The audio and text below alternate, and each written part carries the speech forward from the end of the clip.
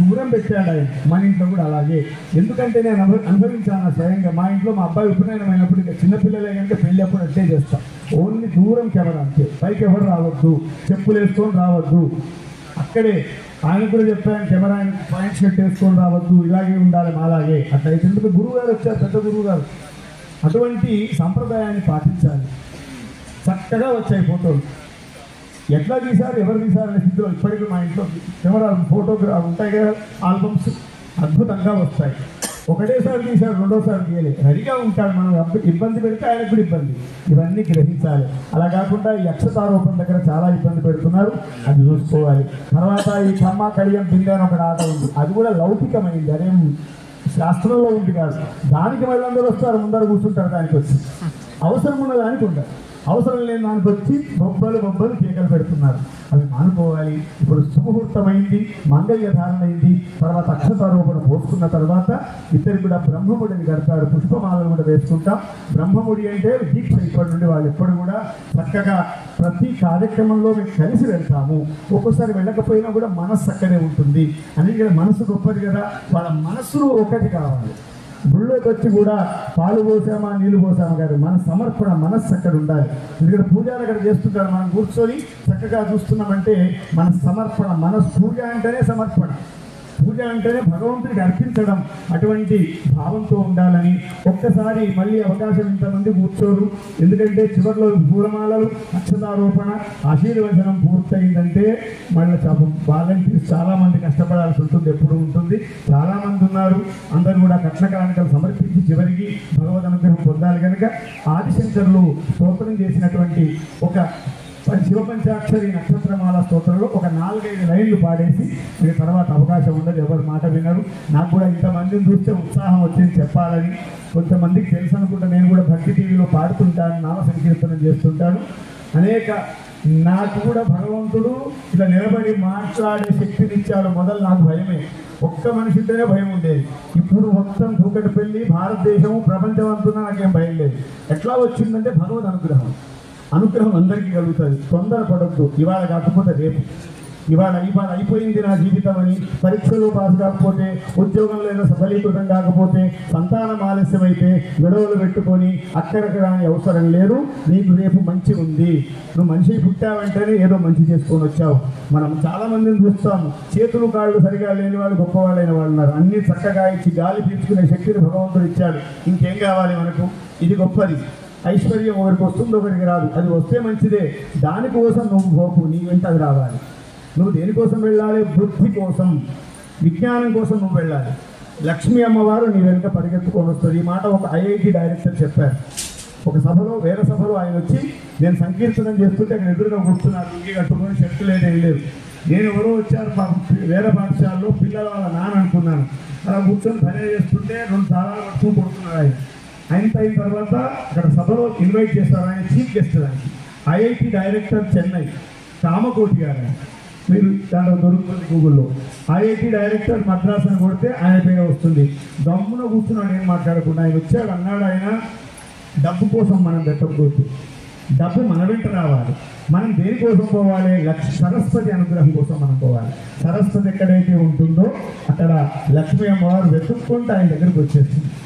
ఇది మన ధర్మం. కనుక డబ్బుల కోసమై ఇవాళ డబ్బులు లేవని బాధ అవసరం లేదు, అవే వస్తాయి, అదే వస్తుంది. కనుక మనము డబ్బులు రావాలి, కానీ దానికోసం పరిగెత్తి ఇంత అవసరం లేదు. చాలా కష్టాలు, గొడవలు, కొట్లాడు, వాణి మోసం చేద్దాం, దీన్ని మోసం చేద్దాం, సంఘటన. ఒక్కసారి ఆలోచించాలి. ఇది పురాణ వైరాగ్యం. ఇప్పుడు వింటాం, బయట మొంగని మర్చిపోతాం. అయినా సరే గుర్తొస్తుందేమో ఎప్పుడో అని ఒకసారి స్తోత్రం చెప్తాను, తర్వాత మనం గుర్తు చేద్దాం. అయ్యా కొంచెం సహకారం. ఏం లేదు, నమశివాయ అని వస్తుంది చివరికి. చాలా మంది వినుంటారు. మళ్ళీ ఒకసారి శ్రీమదాత్మనే గుణైక సింధవే నమశివాయ నామలేశ భూతకోట బంధవే శివాయ నామకేశిత నమద్భవంధవే నమశివాయ పామరేతర ప్రధాన బంధవే నమశివాయ కాలభీత విప్రకాల పాలతే నమశివాయ మూల భిన్న దుష్టదక్ష పాలతే నమశివాయ మూల కారణాయ కాల కాలతే నమశివాయ పాలయాధునాదయాల పాలతే నమశివాయ ఇష్టవస్తు ముఖ్యదాన హేతవే నమశివాయ శివాయ దుష్టదైత్య పంచధూమకేతరే నమ శివాయ సృష్టి రక్షణాయ ధర్మకేతరే నమ శివాయ అష్టమూర్తరే భుజేంద్రకేతరే నమ శివాయ ఆపదద్రిభేద సంకహస్తతే నమ శివాయ పాపహారి దివ్య సింధు మస్తతే నమ శివాయ పాపదారి మేళ సన్న మస్తతే నమ శివాయ పాపదోష ఖండన ప్రశస్తతే నమ శివాయ ఓమతే సదివ్య భవ్య రూపతే నమ శివాయ హేమమేధిని ధరేంద్ర చాపతే నమ శివాయ నామన ప్రదగ్ధ సర్వ పాపతే నమ శివాయ సావనైకతాన రుద్ధరాపతే నమ శివాయ బ్రహ్మమస్తకావయేని బద్ధతే నమ శివాయ కుంభచంద్ర కుండల ప్రబుద్ధతే నమ శివాయ బ్రహ్మణే ప్రణీతవేన పద్ధతే నమ శివాయ బింబకాల దేహదత్త పద్ధతే నమ శివాయ సేవకాయ మే ముద ప్రసీదతే నమ శివాయ భావలభ్యతావక ప్రసాదతే నమ శివాయ భావకక్ష దేవ పూజ్య పాదతే నమ శివాయ భావకండి భక్త దత్త మోదతే నమ శివాయ శూలినే నమో నమః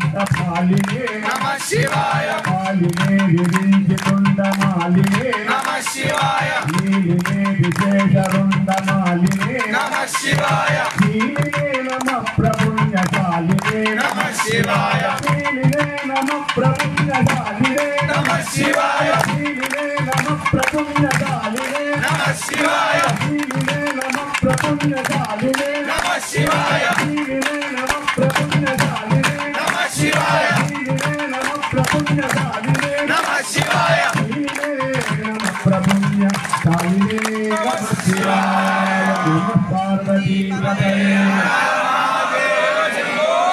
శంకరాచార్య స్వామి భగవానికి కుకట్పల్లిలో ఈ దేవాలయం ఆనందం అందరూ పలుకుతారు.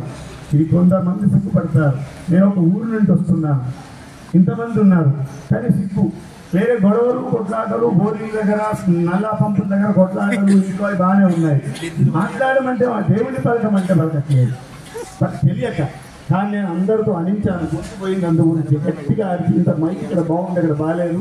ఊరిలో వెళ్ళాను, చిన్న పల్లెటూరికి వెళ్ళి అక్కడి నుంచి వస్తున్నాను. అలా భగవన్ నామస్మరణ చేస్తుండాలి, మనల్ని రక్షిస్తుంది. నామస్మరణాధన్యోపాయం నహి పశ్యామో భవతరది. భగవంతుడికి పూలదండలు కొబ్బరికాయలు అనేది ఇచ్చాం, ఆనందం.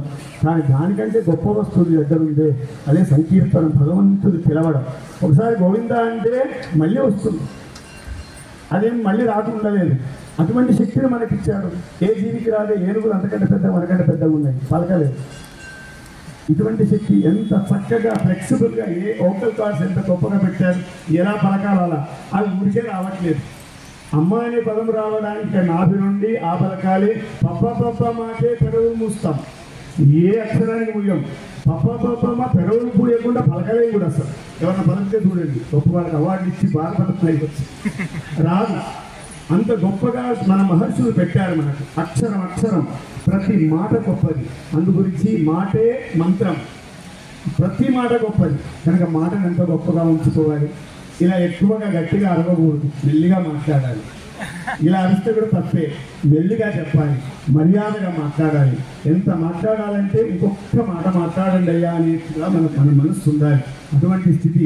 గట్టిగా అరిస్తే లాభం లేదు, మంచిగా ప్రేమగా ఉంటే భగవంతుడికి దగ్గరగా ఉంటాం.